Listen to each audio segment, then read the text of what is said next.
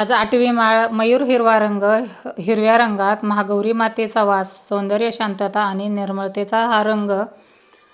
तर आज 8वी माळ तर चला आज आले शेतातच फुलं नेण्यासाठी. आता ही मी दुसऱ्यांदा माळ करते झेंडूच्या फुलांची. तरवाडाची फुलं मला तर अजूनपर्यंत मिळालेली नाहीत. तर चला आता झेंडूच्या फुलांची माळ आपली जशी श्रद्धा असेल आणि जसं आपल्याला जे मिळेल, जसं जमेल तसं करायचं.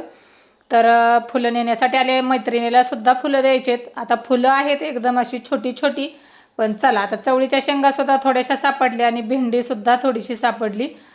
सगळं घेऊन घरी आले आणि आता माझी कालचीसुद्धा माझी माळं घालायची राहिली होती. तर आता तीसुद्धा मी आज बनवते. आता आज आहे सोमवार, तर आज बेलांची माळ बनवते. बेलांची माळसुद्धा चालते, बेलपत्राची. तर बघा एवढा मोठा बेलपत्र आहे. तर त्याची माळ बनवून घेते आजच्यासाठी. आणि कालची माळ म्हणजे ती झेंडूची अशी बनवली.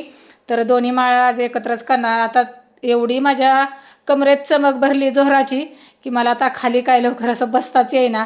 त्यामुळं आता चला म्हटलं खुर्चीवर बसूनच हार बनवूया.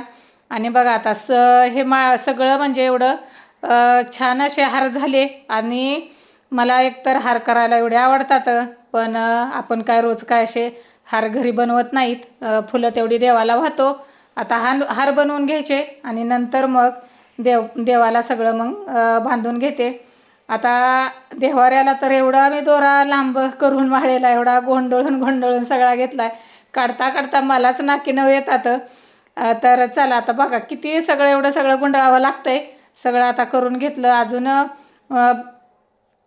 देवीला काही अजून फराळाचं दिलेलं नाही, त्यामुळं कारण अजून बनवलंच नाही. तर मी वात उदबत्ती मी लवकरच केली होती. आता फक्त माळा घालायच्या राहिल्या होता, त्या घालून घेतल्या.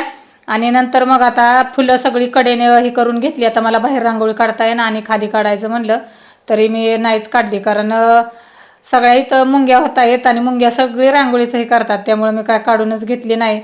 तर चला माझा आजचा व्हिडिओ तुम्हाला कसा वाटला, आवडला असेल तर एक लाईक, शेअर आणि सबस्क्राईब करायला विसरू नका.